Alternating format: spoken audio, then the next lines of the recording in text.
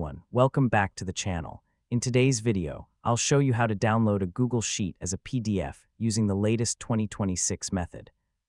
Saving your spreadsheet as a PDF is a great way to share reports, invoices, schedules, budgets, or other documents while keeping the formatting consistent across all devices.